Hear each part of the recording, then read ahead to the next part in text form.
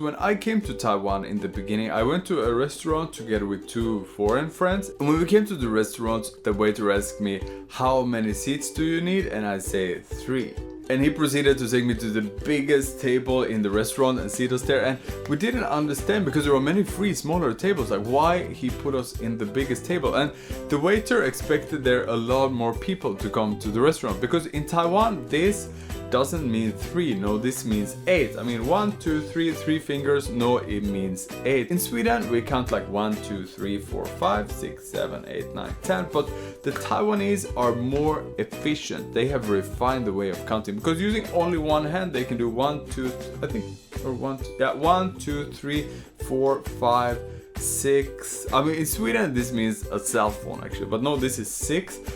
7, 8, 9, and I think 10 is like that. So it's like a completely different way of counting using your hand. The way of greeting is also different, because in Sweden we always have some kind of body contact when we meet. Like we give each other a hug, or at the very least you need to give the other person a handshake. But in Taiwan, when you meet, everything you do is you say hi, and when you say goodbye you say bye. So I miss from Sweden the body contact. Maybe it's because it's so hot. I don't know why people just say hi, just say bye. But I think something is missing in the Taiwanese way of greeting each other. That is just my feeling. The body language in Taiwan is still like reasonably easy to pick up as a foreigner. But before I came to Taiwan, I worked as an engineer in Sweden, and we had a lot of cooperation with India. So I often went to India on business trips. And the first time I had a presentation in India, I had prepared it so well, but the Indian engineers, all they would do after my presentation was like shaking their head like this. And I thought they don't like my presentation at all, almost like they were making fun of me, like, your project sounds very good, we like your idea very much. But they would shake their head like that, so I was thinking like they are just making fun of me, they don't like my project at all. But my Swedish colleague who's been in India for a long time, he told me that this actually means that they approve or they agree with what you are saying. It means kind of yes in Indian culture. And my Swedish friend who lived in India for such a long time, even when he speaks Swedish, he started to pick up this. So I speak Swedish with him, but he still like shake his head when he agree with me. So I don't know, it's he integrated too well in India. He's been in India for too long time. He picked up too much of their body language. And something else that happened to me in India, because in India they really like to touch each other, and I was taking a taxi ride together with an Indian engineer, my friend, and we were talking, and as we were talking he was putting his hand on my leg like this, but on my leg obviously, and I still don't know, because he kept his hand there and I felt this is very uncomfortable. In Sweden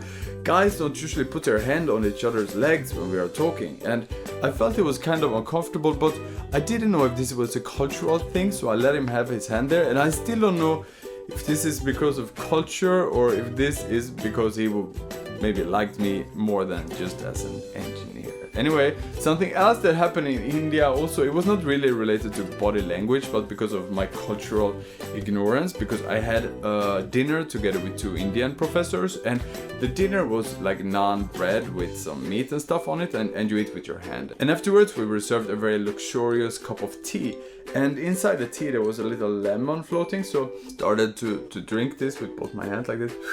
And then my Indian professor tapped me on the shoulder like, Jonas, this is not for drinking, it's for cleaning your hand. And I proceed to clean my hand in this little... I know India drink a lot of tea, but I didn't know that they get a little bowl for cleaning your hand after you had dinner. Yeah, anyway, so it was a bit embarrassing. Back to Taiwan. Something else that I don't understand in Taiwanese body language is when I order something in a restaurant, like 我要一个面线, and they don't have 面线, then what do? They do something like 没有啦, and they do something with their hand that looks like this, and I still don't know, it means like they don't have it, but I don't know why they are doing this. To me, this is... It's Italian. Oh, very good. Can someone understand how this became like we don't have it? I don't understand that. Anyway, so that is about the differences of body language, but sometimes body language can also be the same. When I came to Taiwan, one of the reasons I want to study Chinese is because I want to be able to speak with the family of my girlfriend. So I told my girlfriend after a while, like I feel my Chinese is good enough now. I want to meet your grandparents and try to talk with them. And my girlfriend just looked at me like, you know they don't speak Chinese, right? I'm like, what? They don't speak Chinese? Like, what do they speak then? And they speak Taiwanese and Japanese. Oh, fuck, I have to learn another language to be able to talk with them. Is not enough. I know Chinese now. No, and I don't think I have the time to learn Taiwanese. I mean, first of all, it's impossible to write. There is no way to learn Taiwanese as a foreigner. There's no written language of Taiwanese. And should I learn Japanese for 2 people? It's too much of an effort. So we proceed using the only language that we have in common, which is our body language. And the first time I met my girlfriend's grandmother, I feel she's so warm and she's so nice because she's always smiling, and she give me so much food. Like, she give me